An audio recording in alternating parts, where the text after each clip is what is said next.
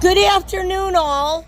I have some more information on this starvation of my 30-year-old autism therapy service horse, Gulliver, by the Bradford County Animal Control.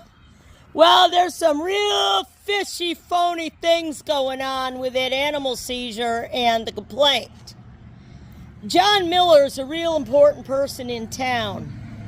And if those were on-duty sheriffs and not a private army of off-duty sheriffs being paid by John Miller or something like that, which we're investigating, and we don't know yet, but that's our opinion. I'm not stating that as fact. But here's what we know now. We know that when this Major Dawn Mueller, who they led me to believe her name was Dawn McKenzie at first, and that she was animal control. She turns out to be a major that ranks Sergeant Glenn Ward, who was the sheriff that came in with the squatter complaint, told us we had to leave. And then he told me animal control was taking over the horses. Well, Dawn Mueller, she is in charge of inmate work programs at the Bradford County Jail, I guess, sex offenders and things like that, and then supposedly the certified animal control officers.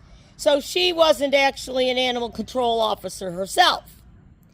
Now, I went to law school. I've never heard of a complaint anywhere where you don't get to challenge the facial validity of the complaint. Where if somebody swears out a complaint against you, that you don't get to file a motion to dismiss it for being invalid and void, or an answer that admits or denies each of the allegations of the complaint. Well, what an experience I had today.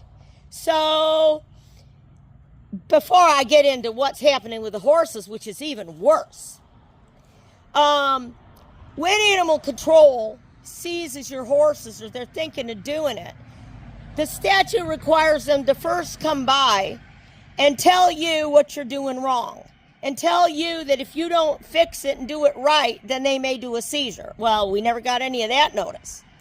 And then the second thing is, when they do an impound seizure, which supposedly this one was, they are required by Florida statute to give the owner of the horses a notice that says they have 7 days to contest the impound. So we didn't get that notice either, and the trust didn't get that notice, which makes me think that these are not on-duty sheriffs or animal control, and it may have been a whole phony off-duty sheriff squatter complaint.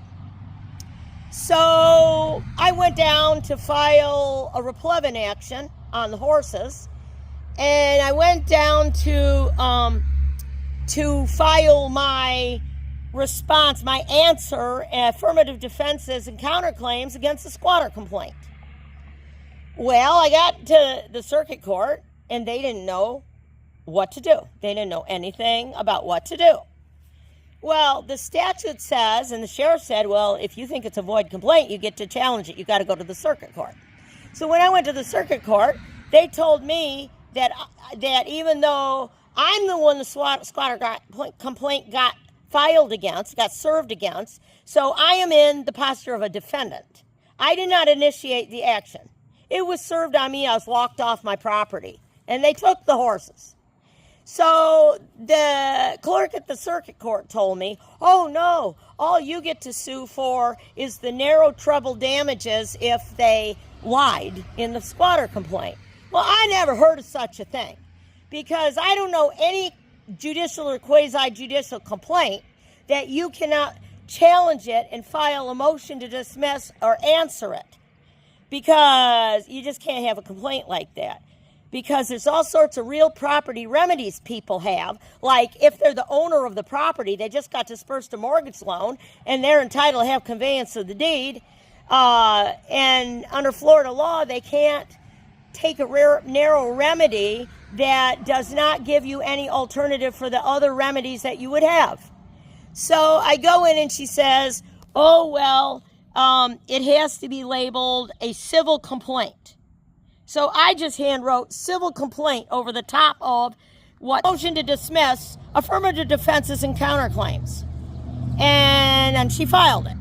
So, I never heard of such a thing. And if Florida squatter complaint can be used like this, when somebody has a right to specific performance of the deed, and they walk in and they use it as an animal control seizure device and to walk you off the property, well, that looks as unconstitutional as all get out to me. And I don't even know if the clerk was reading it right, because that's not what the sheriff told me. So apparently, because it's a new squatter statute, they don't have any method. They don't have any procedures. It is just all, nobody knows how to process it and what to do with it. So there you go on there. But now let's talk about the horses. So we drove by, and all the horses are extremely agitated, going around in circles. They haven't had any hay since we left on April 15th. We were walked out of there. They're not being fed. No hay. They haven't touched the alfalfa. I don't think they're watering them, because the two Colts never stand at their water trough and bang the heck out of it. They were not moving from their water trough. They're banging and pawing the heck out of it. And what that means is they haven't had any water in 24 hours. They haven't had any hay.